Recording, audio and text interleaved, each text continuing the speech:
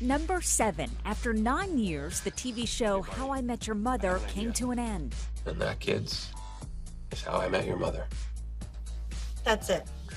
You made us sit down and listen to the story about how you met Mom, yet Mom is hardly in the story. No. This is a story about how you're totally in love with Aunt Robin.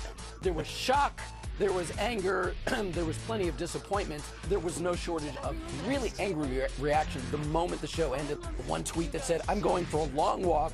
I need to forget I ever watched this show or ever liked Ted. I'm so full of rage." Number 6. David Letterman's big announcement. It's been great. You've been great. The network has been great, but I'm retiring. After 33 years, the 66-year-old host is retiring when his contract expires in 2015. Thank you. Thanks to everybody. The surprise announcement comes less than 2 months after his new top-rated competitor, Jimmy Fallon, took the reins of NBC's Tonight Show, at times nearly doubling the late-night veteran in ratings. Number 5. Homeless and desperate for a job. 35-year-old Shanisha Taylor parked her SUV in this lot, then went inside an insurance office for a job interview. Problem is, her 6-month and 2-year-old were still inside. As minutes pass, temperatures rise, and police respond to find a 2-year-old and 6-month-old alone in a hot car. She needed the job. It's just a sad situation. She's out on bail and the kids are back with family. My heart absolutely breaks. I don't think she's a criminal. I think that she's a mom that is caught in a system that is absolutely vicious. Anything could have happened, and you should care more about your kids than that. Number 4. A dad's fight to get his son back. Girlfriend gets pregnant.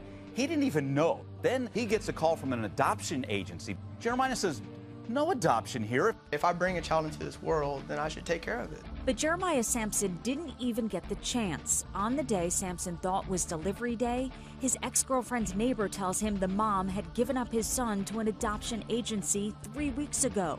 So I called the cops. That was the start of a 3-year battle to get his son back in his arms. How can an adoption agency give the child to another family when the biological dad is waving his arms saying, "That's my child, I want my child"? Finally, July of 2011, a judge says, we're nullifying this adoption. And just this Christmas, Sampson was awarded full custody.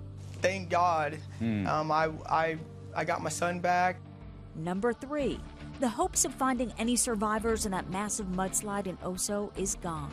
Search crews have pulled another body from the devastation in Washington state. The death toll from last month's Square Mile mudslide is now 30. 17 people are still missing. We had family members out here digging through the pile, and our commitment to them was we're going to be out here digging through this debris field for as long as they're willing to commit. That commitment speaks volumes because every time they dig in that mud, they put their lives in danger. Workers have to mine a debris field full of contaminants, raw sewage, propane tanks, oil, and gas. Number 2, a pregnant mom diagnosed with cancer again had to make the toughest decision of her life. Surgeons removed a tumor from her back, but the question was, where else did she have cancer? Doctors couldn't do a full body scan. It could hurt the baby. So Liz faced a heartbreaking decision: terminate her pregnancy to have the scan or continue the pregnancy without knowing where the cancer might have spread.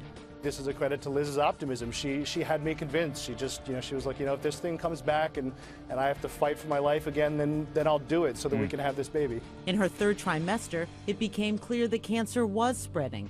In order to start treatment for her cancer, doctors performed a C-section 6 weeks early, and the Joyces had Lily Ann, their miracle baby. There is all this joy at bringing this life into this world and, holding your beautiful baby daughter, and then all the sadness too. So within 6 weeks, the cancer was just too much. Liz sadly died, and her ultimate sacrifice rewarded.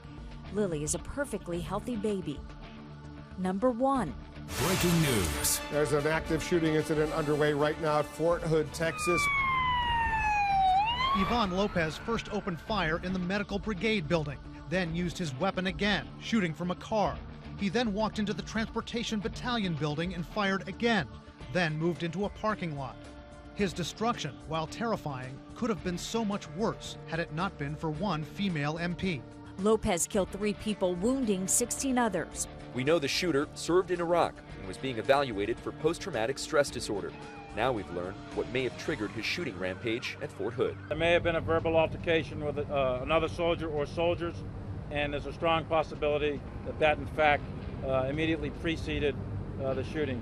But officials don't think any one specific person was targeted. The investigation continues.